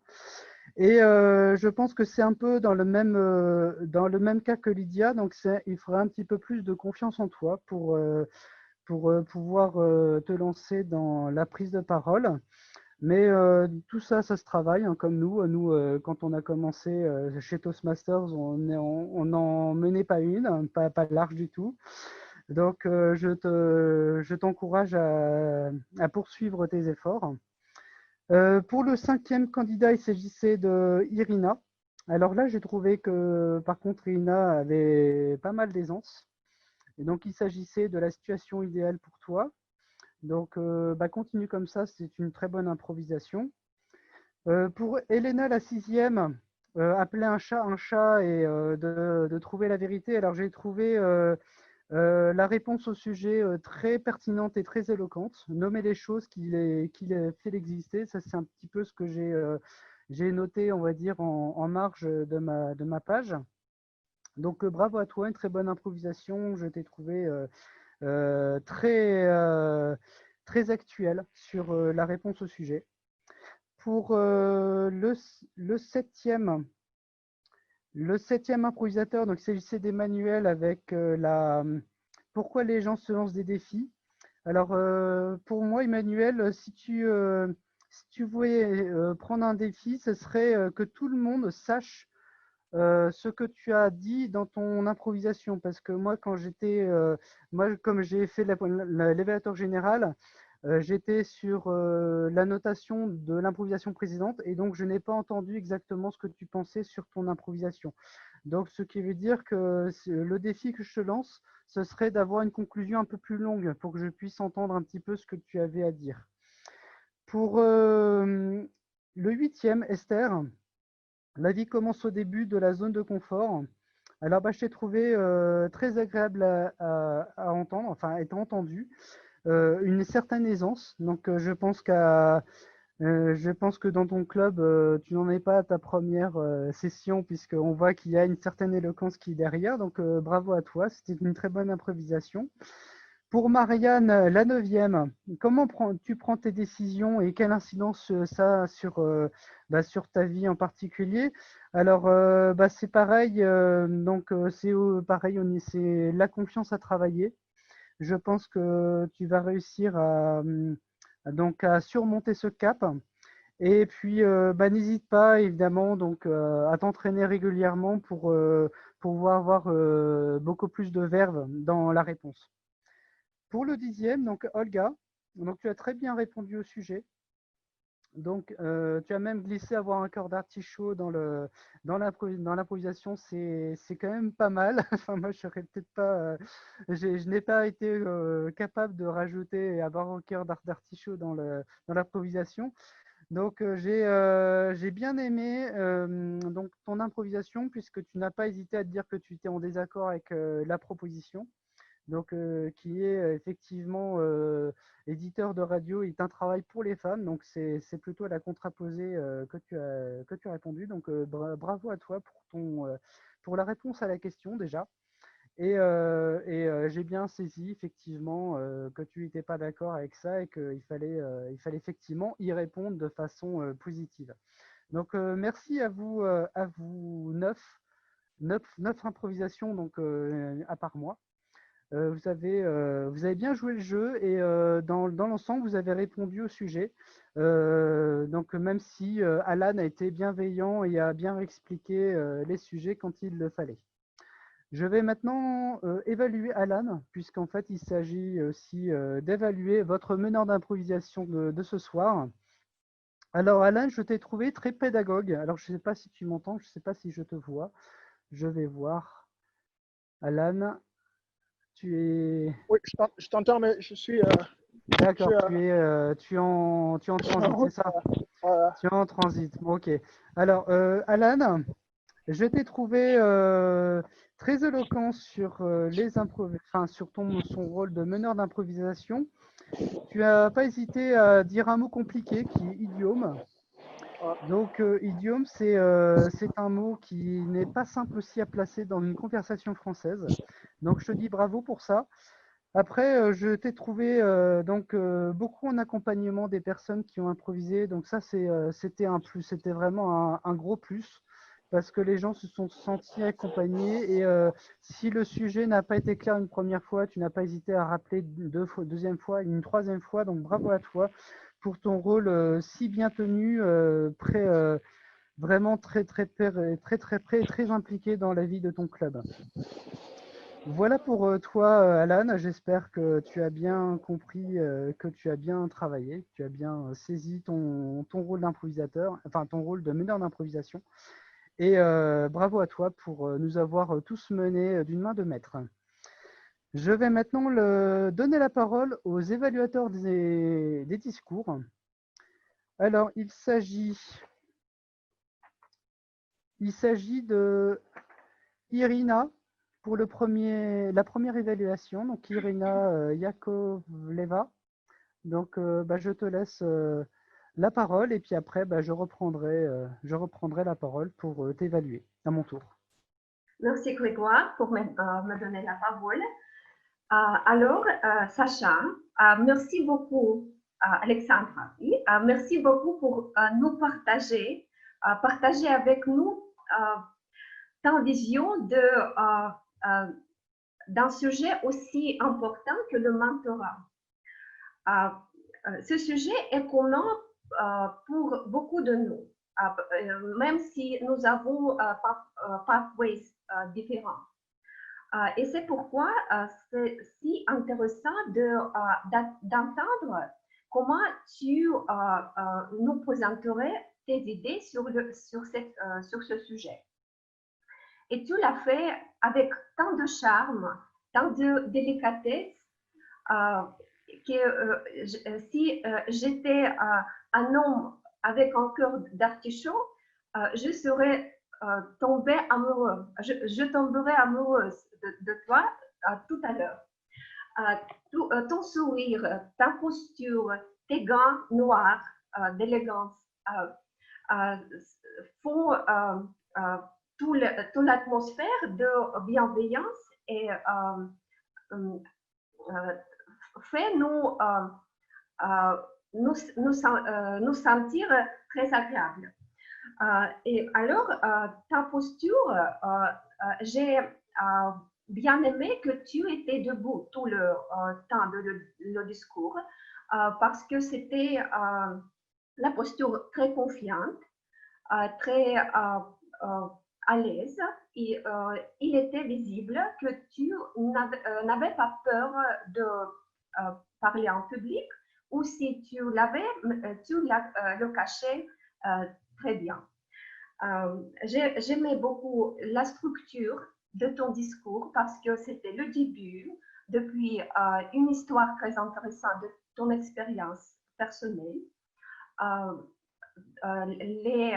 les moments vifs de ta vie, de ta carrière, tes expériences de protégé. J'aimais beaucoup la manière de présenter, assez vif, avec le sourire tout le temps. Parfois, nous sommes très concentrés dans notre discours que nous oublions de sourire. Et tu as souri beaucoup pendant tout le discours. Et un petit commentaire et recommandation de mon côté. Comment on peut apporter à la perfection nos discours. Parfois, nous oublions les paroles de nos discours et voulons regarder dans nos notes ou notre téléphone, l'écran de notre téléphone. Chaque fois que nous regardons dans notre téléphone, par exemple, nous sommes distraits, nous faisons des pauses inutiles. Et c'est pourquoi il serait meilleur d'éviter ces moments. Et dans toutes les autres choses, c'était parfait. Merci beaucoup pour l'attention. Merci Irina, tu étais trop gentille. Merci beaucoup. Merci Irina. Donc de suite, je vais t'évaluer. Alors Irina, je pense que tout d'abord, merci pour l'évaluation d'Alexandra, donc Sacha. Alors, il s'agissait effectivement de montrer que le mentorat est un sujet important Et donc, j'ai bien aimé donc, le fait que tu as commencé par ça, de commencer ton introduction par que le mentorat est un sujet important. Et j'ai bien aimé aussi le rappel du cœur d'artichaut que tu as si habilement bien placé. Alors, donc, ton évaluation s'est axée sur les émotions, les sourires. Donc, je pense qu'effectivement, c'était un bon point positif à donner à Sacha. Et j'ai bien aimé aussi ta recommandation. Parfois, nous oublions les paroles. Alors, je pense aussi que là, j'avais fait un petit rappel dans les improvisations, comme je n'avais pas eu le temps de tout noter. Parfois, les orateurs ont besoin de répéter, des fois, ils ont besoin de répéter par d'autres phrases le sujet qu'ils sont en train de traiter. Alors, c'est très important pour les professeurs en classe, en école primaire, voire même aussi le collège, lycée, donc chez nous en France, mais aussi en Russie, ça doit être exactement la même chose. Donc, ne pas avoir peur de se répéter pour qu'on puisse vraiment comprendre ce que l'orateur dit et ensuite pouvoir entériner par la répétition justement des propos. Donc ça, j'ai bien aimé ton intervention et ta recommandation sur ce point-là en particulier, qui est très important pour les orateurs. Je n'ai pas de point négatif à t'accorder, donc c'est plutôt génial pour toi. J'ai bien aimé ton intervention, donc merci pour avoir évalué donc très positivement et dans la bienveillance Sacha. Et je vais maintenant passer au deuxième évaluateur. Il s'agit de Sophie Grimbert-Tweed qui va s'occuper donc d'évaluer Esther. Merci Grégoire, merci beaucoup d'être parmi nous ce soir et notre évaluateur général de nous transmettre ton ressenti et de nous rappeler ce qui est toujours important de garder en tête lorsque nous progressons dans notre éloquence en public. Chère Esther, chers amis, bravo ce soir Esther, une fois de plus de nous communiquer ta passion, de nous communiquer tes défis, de nous faire partager ton allant, ton énergie, ton expérience, tes expériences personnelles. Ce soir, tu devais te connecter avec nous en nous racontant une histoire dont tu choisissais la forme. Soit tu nous racontais une histoire personnelle, soit une autre histoire, soit tu en faisais partie intégrante de ton récit, soit tu décidais d'extrapoler. Donc aujourd'hui, tu nous as vraiment raconté une histoire qui s'est passée pour toi récemment dans ta vie quotidienne, qui a un fort impact sur ton rythme professionnel et ce que tu aimes faire. Donc tu nous as communiqué ta passion, ton allant, ton énergie, ton enthousiasme, en même temps en étant très informatif pour quiconque ce soir serait intéressé pour suivre tes traces, pour marcher dans tes traces. Donc je te félicite pour ça. Tu as une voix forte, tu as une voix qui porte, on ne peut pas faire autrement que de t'écouter. Maintenant, par rapport à ton impact vocal et par rapport à ta posture, à tes expressions faciales, le premier petit conseil que je voudrais te suggérer et qui, je pense, est peut-être un travers que tu prends parce que tu es habitué à beaucoup parler aujourd'hui lors de ton émission favorite et pour laquelle tu nous communiques, tu nous partages ta passion, mais aussi donc parfois tu avais vraiment la posture de la personne responsable de l'émission de radio et tu oubliais que nous ne sommes pas la radio, nous voulons te voir. J'espère. Donc voilà, ton regard décroché et ta tête regardée vers le bas. Donc première chose, voilà, essayez au maximum de garder le contact avec nous parce que dans ton histoire, nous serons encore plus convaincus, nous te suivrons encore plus si nous avons aussi non seulement le contact auditif avec toi, la connexion auditive, mais aussi le contact visuel. Première chose. Ensuite, dans ton impact, dans le partage de ton histoire avec nous et dans ta connexion grâce à ton histoire, grâce à ton récit, je dirais que le fait que tu nous partages aussi bien tes défis, tes difficultés, aussi bien tes embûches que ton adrénaline, c'est ce qui ce qui a fait que nous nous sommes connectés à toi. Parce que oui, la vie, lorsque l'on commence de nouvelles expériences, n'est pas rose. Nous faisons face à des difficultés. Et ça, je pense que tu l'as parfaitement bien partagé avec nous, évoqué, en nous donnant, en étant très proche de nous, en nous partageant cette intimité de ce que tu ressentais au moment où il a été présenté ce projet de radio et ce que tu ressens toujours avec parfois des commentaires chez certains, de personnes professionnelles ou non, mais dans ton entourage qui te disent que finalement, être une personne de radio n'est pas fait pour une femme. Donc, voilà, tu partages vraiment tout avec nous, le très positif comme parfois les choses qui sont beaucoup plus adverses et difficiles à surmonter. Donc, je voudrais dire encore une fois bravo de nous permettre de te connaître mieux par ce récit personnel de cette expérience que tu vis, a commencé à débuter et vis toujours, qui va faire donc des émules, j'espère, parmi nous. Tu nous incites à nous pencher vers cette expérience, à nous engager dans cette expérience.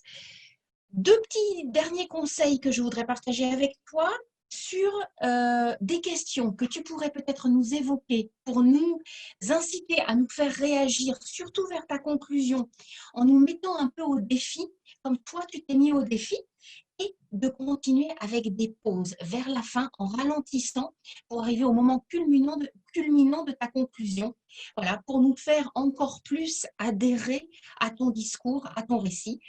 Bravo, merci Esther d'avoir été parmi nous et de nous partager ton expérience qui est intrigante et très intéressante. À très bientôt. Monsieur l'évaluateur général, c'est à vous. Merci Sophie. Donc à mon tour, je vais t'évaluer.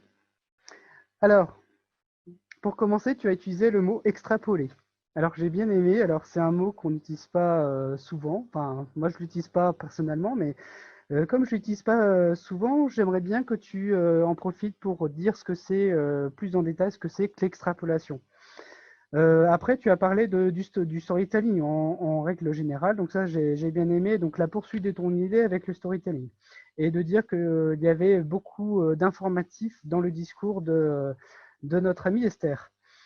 Alors, j'ai bien aimé ton évaluation, Sophie, parce que en fait, partout, ça se ressentait la bienveillance. Donc, c'est vraiment le point positif de ton évaluation, c'est vraiment la bienveillance est partout. Dans tout ce que tu disais, dans tout ce que tu reportais, il y avait la bienveillance partout. J'ai bien aimé aussi des questions subsidiaires donc, qui sont très importantes comme point d'amélioration pour son discours. Et aussi, donc j'ai bien aimé donc l'enrobage. Voilà, c'est bien amener les choses concrètement, mais sûrement et sereinement. Petit point de vigilance. Alors par exemple, il y a Esther qui lisait probablement. Alors là, je ne fais pas un jugement. Hein, lisait probablement ses notes à la fin. Peut-être que tu aurais pu le relever toi-même. Et quand elle a parlé de la radio, c'est en quelle langue il s'agit? Parce que ça peut être le français, ça peut être le russe, ça peut être l'anglais, ça peut être n'importe quelle langue. Donc ça, c'est des petites choses, des petits points de vigilance que tu peux apporter c'est dans le discours que tu viens d'entendre. Voilà pour toi, Sophie. Donc, bravo pour cet accompagnement dans le club et ton engagement qui est très important. Ça se sent au niveau de l'énergie. Sophie, donc, j'adore vraiment toute l'énergie que tu mets dans tes évaluations et dans l'accompagnement du club autour du mot à Moscou. Merci à toi, Sophie. Je vais maintenant donner la parole à nos trois membres de mon équipe. Donc, il s'agit du compteur d'hésitation, du grammairien et du chronométreur. Je vais commencer par notre compteur d'hésitation. Donc, il s'agit de Natalia. Natalia, est-ce que tu peux nous faire un petit briefing, un petit rapport sur ce que tu as entendu ce soir et nous t'écoutons. D'accord, merci de me donner la parole. Tout d'abord, je voudrais dire que je n'ai pas remarqué quasiment de cas de béquilles ni de cas de répétition pendant les discours préparés par Esther et Alexandra. Il y avait quelques pauses dans le discours d'Alexandra, mais ils n'étaient pas trop longues. et plus elle faisait son discours étant debout. Donc ça, je pense, a aidé de ne pas remarquer les pauses. Donc, parce qu'elle bougeait assez naturellement, donc les pauses n'étaient pas très marquées. Puis, quant à la session d'improvisation, j'ai entendu quelques cas d'utilisation d'interjections aussi comme eux, chez plusieurs de nos orateurs, Alexandra, Alexandre, Lompé, Esther, Maria, Anna, donc la plupart de nous. J'ai saisi aussi l'utilisation, utilisation d'expression il faut, puis adverbe donc, assez souvent. Je ne voudrais pas donc nommer le champion qui a fait le plus d'interjections, le plus d'hésitation, car la plupart de nous en font assez souvent. Mais j'aimerais marquer Elena Marina, dont le parole était le meilleur du point de vue d'utilisation d'hésitation. Donc, elle ne les utilise presque pas, les hésitations. Donc, son discours était bien lisse, était bien cohérent. Voilà. Merci beaucoup. C'est tout. Merci bien, merci Natalia pour ton bilan de compteur d'hésitation. Alors de suite, je vais t'évaluer. Alors j'ai noté deux choses importantes. La première chose, c'est ton rappel succinct. Donc au tout début de la session, donc tu as rappelé quel était ton rôle. Donc je pense que comme c'est un rôle important, bien en fait, il nécessite que tu prennes plus de temps, comme le chronométreur ou comme le grammairien, de rappeler qui tu es, ce que tu fais là, quelles sont tes obligations en tant que de compteur d'hésitation. Donc n'hésite pas à utiliser plus de temps pour ça. Il n'y a personne qui va te juger de prendre plus de temps pour bien rappeler ce qui se passe. Le deuxième point, c'est j'ai bien aimé donc l'utilisation d'interjection. Donc c'est un très joli mot de la langue française. Et j'ai bien aimé l'utilisation du mot champion pour désigner donc celle qui a fait le moins d'hésitation de la session. Et j'ai bien aimé aussi la petite aparté sur le fait que Sacha était debout. Et ça, c'est très important de le souligner parce qu'effectivement, quand on est debout, on a plus d'énergie que quand on est assis. Alors moi, je suis assis, mais j'ai pas le choix. Alors par contre, effectivement, pour les orateurs, comme on prépare un discours et quand on tient très longtemps, eh bien c'est quand même plus sympa et plus vigilant de se tenir debout pour justement bien dégager l'énergie. Donc merci à toi pour ton rapport de compteur d'hésitation, Natalia.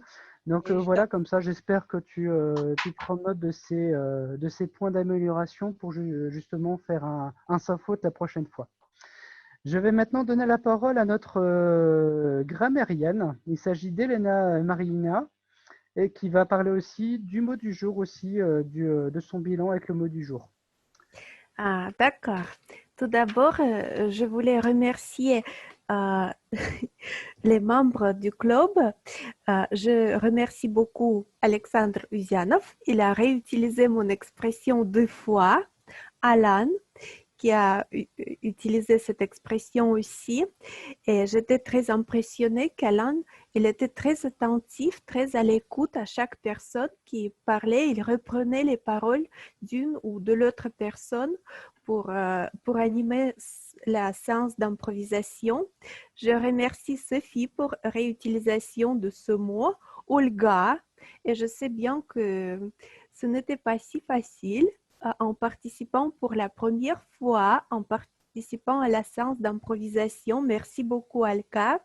Et j'adore la réutilisation qu'a fait Irina. C'était avec beaucoup d'humour et elle avait bien raison parce que Sacha, elle était parfaite, à mon avis. Voilà. En ce qui concerne la grammaire, j'ai noté quelques phrases pour ne pas mentionner les personnes précises. J'ai noté juste les phrases. Tout d'abord, par exemple, quand on parle des langues et des pays, pour le pays, on dit l'Allemagne et pour la langue ou pour les nationalités, on dit un Allemand, une Allemande. Voilà. J'aime beaucoup la langue française, pas la langue française, mais c'est féminin la langue.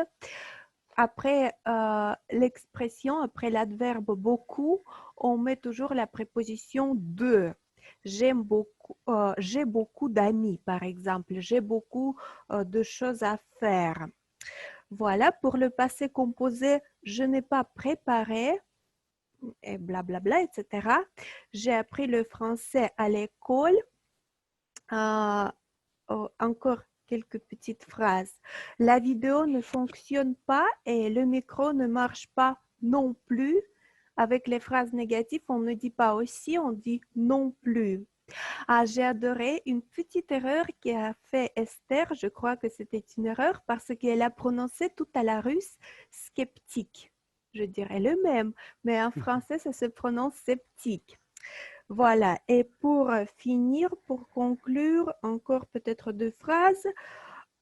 Pour moi, cette situation est une des meilleures. Si j'étais l'homme, je tomberais amoureux de toi. Et voilà, c'est tout. Merci beaucoup. À vous la parole. Merci Elena pour ton super rapport. Donc j'ai bien aimé, j'ai l'impression que tu pratiques beaucoup la langue française et que tu l'aimes bien, ça se voit. J'en étais sûr. Alors tu as dit au début, donc quand tu as pris la parole pour la première fois, c'est la pratique qu'on s'améliore effectivement.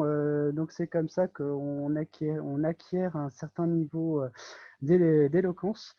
Alors je vois que tu as utilisé une expression assez dure quand même. Avoir un cœur d'artichaut, c'est pas évident à placer dans un discours, mais tant qu'à faire, on y va. Alors j'apprécie un petit peu l'intrépidité dans une session du club autour du mot. C'est peut-être un peu difficile, ce serait plutôt de notre niveau du club Toastmasters Lille. Donc attention de bien s'adapter à son auditoire. Donc voilà, je pense qu'il y a peut-être des expressions qui sont peut-être un petit peu plus faciles à placer, comme tous les idiomes qu'avait proposé Alan. Donc ça pouvait peut-être avoir un peu plus de sens de partir sur de l'idiomatique qui est un petit peu, on va dire, d'un niveau intermédiaire. Alors j'ai bien aimé le mot capitule. Alors et moi j'aurais rajouté avec les deux dents de devant, parce qu'en fait quand on mange l'artichaut, c'est avec les deux dents de devant et puis on ramasse toute la chair de l'artichaut qui s'écoule dans le palais. Voilà, donc le très beau mot capitule qu'on n'utilise pas souvent d'ailleurs en France. Donc on dit capituler, on dit mais pas capitule. Voilà, c'est ça qui est assez intéressant à placer dans une session autour du mois à Moscou. Alors j'ai bien aimé aussi tes remerciements que tu as fait dans ton bilan. Et attention au contresens que Alexandre et Olga ils ont placé avoir un cœur d'artichaut, mais je pense que ça a été compris. Moi, j'ai bien compris pourquoi ils ont dit ça, mais en fait, je pense que les autres n'ont peut-être pas forcément compris pourquoi ils ont dit ça. Ils ont fait un contresens avec l'expression. Donc attention avec ça, c'est que ne pas hésiter à expliquer 3 fois l'expression pour que les gens comprennent bien de quoi il s'agit. Parce que quand je relis ce que j'ai noté à propos de cette expression, c'est se détourner de ses rêves et passer à autre chose. Et en fait, Alexandre et Olga ont fait l'inverse. Voilà pour le rapport du grammairien. Donc merci à toi, Elena. Donc j'ai bien aimé aussi la façon de t'exprimer, ton sourire, tes gestes aussi qui étaient assez congruents avec ton discours. Donc bravo à toi pour ce très beau bilan de grammairien. J'ai aussi noté un truc important. Donc, dans le discours, Alors, c'était le discours de Esther. Elle a dit une génie organisatrice. Eh bien, en tant que grammairien, enfin, là, je me souplais à ton rôle, ça serait plutôt une organisatrice de génie. Voilà, ce serait plutôt ça, ça serait beaucoup plus parlant pour les auditeurs qui écouteraient Esther. Je vais passer au troisième bilan, donc le bilan du chronomètreur, donc il sera animé par Emmanuel. Emmanuel, je te laisse la parole. Éblouis-nous. Alors, en ce qui concerne le temps, donc, effectivement, il existe donc des règles ici à Toastmaster qui sont de respecter le temps lors de prise de parole. Donc, les discours préparés ont été bien faits, je trouve. Le discours d'Alexandra était dans le jaune, c'est-à-dire 6 minutes. Le discours d'Esther était dans le rouge, mais elle s'est bien sortie. En ce qui concerne les improvisations, on a tous bien respecté le temps. Alan aussi n'a pas trop duré lors des transitions. En ce qui concerne les évaluations, là, par contre, les évaluateurs ont plutôt, surtout Sophie, a plutôt pris beaucoup plus de temps qu'il ne faut. Je trouve qu'elle s'étend un peu trop sur les explications et qu'elle pourrait un peu plus être un peu plus elle pourrait être un peu plus consistant dans ce qu'elle dit et condenser un peu le tout pour tenir combien? 3 minutes. En ce qui concerne Grégoire, en général, il a respecté le temps. Il était la plupart du temps dans le jaune. Mais voilà, c'est pas mauvais aussi. Et donc, ce que je peux dire en général, donc, c'était pas mal. C'était pas mal. Merci. Merci Emmanuel pour ta prise de parole et surtout tes pauses. Alors j'ai bien apprécié que, en fait, par rapport à moi, donc moi je parle un petit peu blablabla, et en fait Emmanuel a pris le temps de dire son rapport. Donc je pense que ça a beaucoup contrasté entre moi et lui. Donc merci pour tes pauses qui a permis de un petit peu asseoir un petit peu la session et qu'on parle plus doucement. Voilà pour toi Emmanuel. Donc j'ai pris donc des notes et c'est surtout au début que j'ai noté des choses intéressantes. Alors, donc j'ai trouvé très décontracté et surtout dans l'aisance. Donc effectivement, c'est avec une main de maître que tu as rappelé les temps. Donc 5, 6, 7 pour les discours et puis 1, 1,5 et 2 pour les improvisations. J'ai bien aimé le récapitulatif à la fin. Donc quand tu as fait ta première prise de parole, eh bien, tu n'as pas hésité à récapituler les temps. Enfin, récapituler ton rôle, c'était très important. Et par contre, dans les points de vigilance, c'est ne pas hésiter à montrer ce que tu fais. Alors, c'est-à-dire, quand tu as pris la parole pour la première fois que tu as dit les temps, eh bien, tu aurais pu faire une application pratique de ton rôle, c'est-à-dire montrer les slides verts, jaunes et rouges, de façon à ce que les orateurs ne soient pas perturbés pendant qu'ils parlaient. Alors ça s'est ressenti sur 1 ou 2 improvisateurs où quand tu as mis la petite feuille verte, les improvisateurs ont été un peu surpris et un petit peu déstabilisés. Voilà, c'est ce que je voulais dire en particulier pour toi Emmanuel. Je pense que tu feras un très bon chronométreur, tu ne feras plus la faute la prochaine fois. Donc merci à toi pour ton rapport de chronométreur. Et je vais maintenant évaluer l'ensemble de la session. Donc, il y a d'autres personnes, d'autres orateurs qui ont parlé ce soir. Il s'agit notamment de notre animateur Alexandre. Je vais commencer par toi. Alors, Alexandre, j'ai bien aimé la façon dont tu as tenu la session. Donc, tu as bien rappelé ton rôle au sein du club. Donc, l'animation passe aussi par des prérequis incontournables, tels les rappels de liens Facebook pour le club. J'ai bien aimé aussi la description de la soirée que tu as faite. Donc ça, c'était très clair. Les personnes ont su bien clairement où tu nous emmenais. J'ai bien aimé aussi le rappel du rôle du grammairien, c'est-à-dire que Elena a parlé à un certain temps et puis après tu as bien rappelé pour que ce soit bien clair, pour que tout le monde ait bien conscience que nous étions notés en même temps sur la grammaire, sur le chronométrage et aussi sur le comptage des hésitations. Par contre, attention, point de vigilance, j'ai noté à ton propos, c'est que tu parles de la convention. Alors, je pense qu'il ne s'agit pas de ton rôle, mais plutôt du rôle de la présidente et des annonces du jour. Donc, tu as parlé de ça, donc c'était peut-être une piqûre de rappel, mais attention à ne pas prendre trop de temps sur ça. Alors, par contre, j'ai bien aimé donc ton rôle d'animateur en général et le fait que tu introduises bien les orateurs. En tant qu'animateur, il faut bien rappeler qu'Alan vient plus tard. Alors ça, Alan n'était pas venu tout de suite en début de session, donc bien rappeler qu'il vient plus tard, donc que ce soit par chat ou que ce soit par communication verbale interposée. Et donc bravo à toi pour ta tenue de session. Et j'aurais bien aimé que tu... alors là, je pense que c'est plutôt au niveau du club que ça se joue, c'est plutôt une décision politique. Il me semble que c'était Sophie qui bien introduit les invités, alors que normalement, chez nous, c'est plutôt le rôle de l'animateur de faire ça.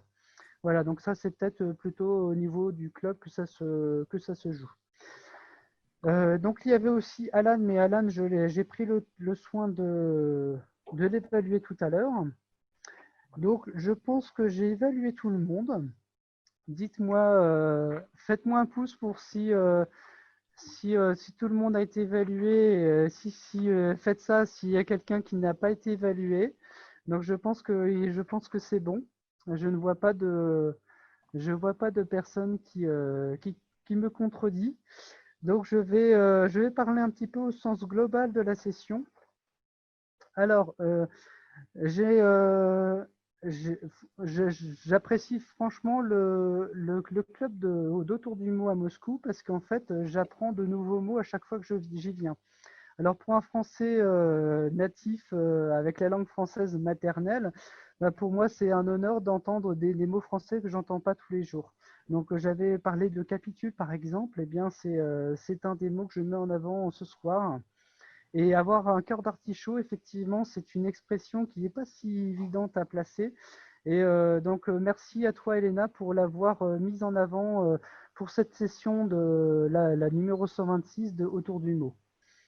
Voilà, donc je vais rendre la parole. Donc, merci de m'avoir écouté. Merci d'avoir accompagné tous ces orateurs qui souhaitent s'améliorer pendant une session assez studieuse ce soir. Et je vais donc laisser la parole à notre animateur de la soirée. Il s'agit d'Alexandre. Alexandre, tu peux reprendre la parole. C'est pour toi. Merci beaucoup, Grégoire, pour la rétroaction super, comme toujours. C'est ce que nous avons besoin de recevoir en vrai rétroaction, en vrai français. Et c'est pourquoi nous aimons très beaucoup de ta présentation chaque fois parmi nous. Merci beaucoup. Et maintenant, c'est le temps pour conclure. Je donne la parole à notre Madame la Présidente, Sophie, pour finir la réunion et dire quelques mots et aussi annoncer le gagnant de session des improvisations. Oui, merci beaucoup Alexandre, merci beaucoup Grégoire de cette évaluation générale extrêmement dense où nous pouvons tous récupérer beaucoup de choses. Alors, ce soir, le gagnant parmi nos 10 participants à la session des improvisations est Esther. Bravo Esther, bravo à toi pour avoir, on va dire, été 2 fois sur la sellette et gagné la session des improvisations en plus de ta préparation, de ton discours préparé ce soir. Bravo à toi, merci beaucoup de nous avoir rejoints de ta belle ville de Budapest et d'avoir partagé autant avec nous ce soir et de nous avoir transmis ton énergie et de nouvelles envies, de choses à accomplir dans notre vie de Toastmaster ou notre vie tout court. Merci d'avoir été notre inspiration. Chers amis Toastmasters, la réunion s'achève ce soir avec quelques petites minutes de retard. Et je voudrais vous souhaiter une bonne soirée, un bon week-end et vous dire à très bientôt vendredi prochain. Bon pied, bon oeil, à la même heure pour nos invités. Nous nous retrouvons donc heure de Moscou à 8h moins quart tous les vendredis, tout l'été. Nous mettons les clubs français de se retrouver tous les vendredis soirs, tout l'été, pas de trêve à Moscou. Merci d'avoir été parmi nous, à très bientôt et nous pouvons continuer notre discussion de façon informelle pour ceux qui le peuvent et qui le souhaitent. À bientôt.